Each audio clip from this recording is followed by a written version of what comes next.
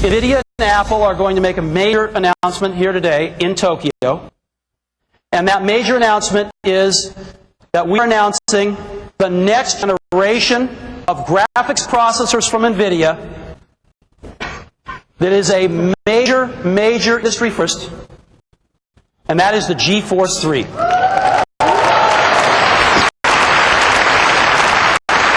The GeForce 3 is the most advanced graphics chip ever.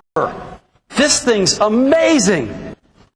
It's got 57 million transistors, and internally, for specialized graphics computations, can get up to 76 gigaflops.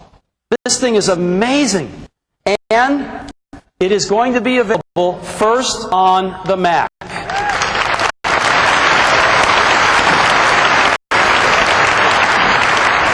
We've been working very closely with NVIDIA to make sure that our stuff and their stuff works very well together, and we've developed a great relationship with them. And we are thrilled to have this today be the announcement of the GeForce 3 and the first demonstration of it. And to do that, I'd like to bring on stage David Kirk, the Chief Scientist from NVIDIA.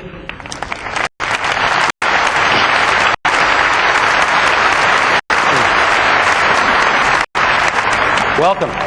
Thank you, Steve. So what do we got here today? We have a demonstration. Are you going to introduce it, Steve? I'd love to introduce it. Have you seen Toy Story? Toy Story 2, maybe?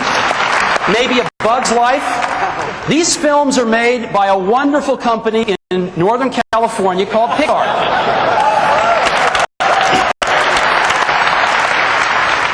And it takes us years to make these films and image all graphics. Now, the first film we ever made 15 years ago, the first film Pixar ever made, was called Luxo Jr. And it was a landmark in computer graphics. We made it using a Cray supercomputer. And it took 3 hours for each frame to compute the graphics. Since there are 24 frames per second, that meant it took over 75 hours per second to compute the graphics for Luxo Jr. Well, we have something new today. Let's see it. Simon, you want to start it?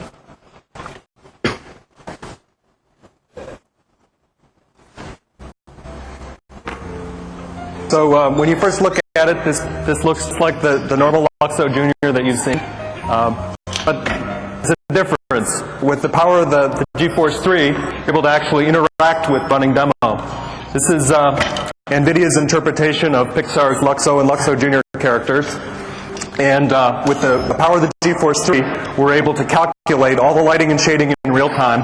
GeForce 3's programmable shading pipeline is able to do realistic lighting, realistic soft shadows.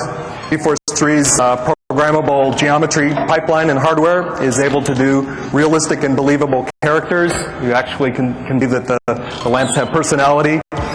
And the opportunity here is that cinematic, high-quality, move-style rendering can now be done in real time, interactively on the Mac. And we're very happy to have this on the Mac.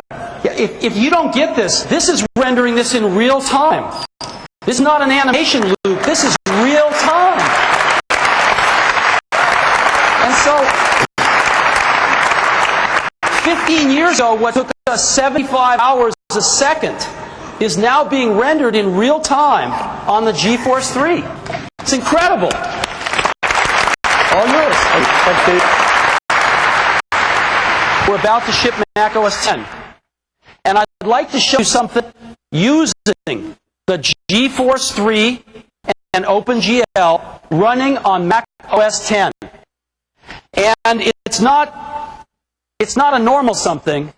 It's something by one of the legends in 3D computer graphics and gaming, John Carmack from Id Software. And John today, welcome John.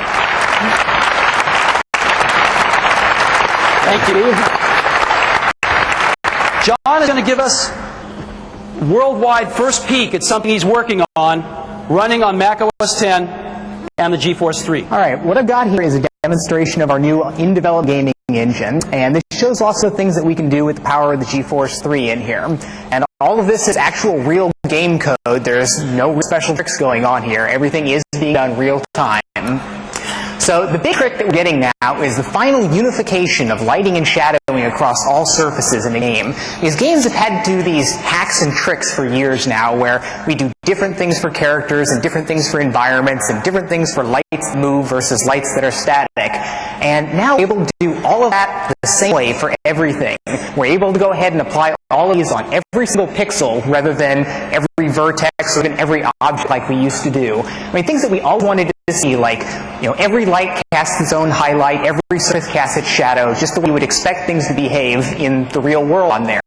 We're able to do all of these really dramatic things with, bringing out so much detail, projecting lights onto things, circular highlights on a per pixel basis. Wonderful things for games, where instead of having everything where this clear distinction between things that you interact with and things that are static in the world, everything behaves the same now. And look at the detail that we're able to get. These are our game characters. These aren't special high-resolution models that we're using for something. It wasn't too many years ago when we were lucky to have 3 triangles for a nose on our character, and now we've got like pores and bowls, and incidentally, we do all of our animation with Maya also. So these animation loops we've done here were created in Maya.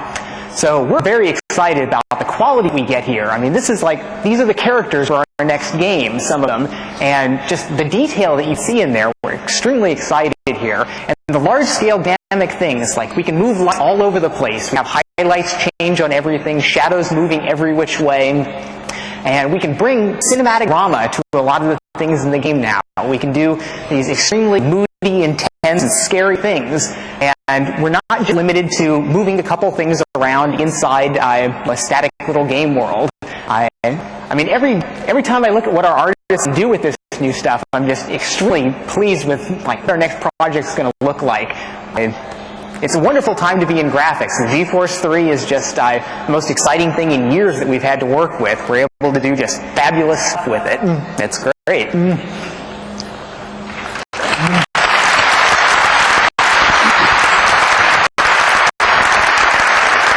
you, John. Awesome.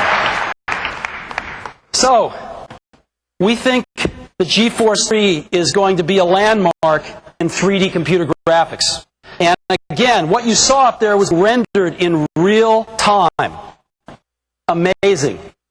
We're going to offer the GeForce 3 on the Power Mac G4 line as a build-to-order option from customers or resellers, so it's available across the line. We're going to ship it in late March at a cost of $600 or 68,000 yen.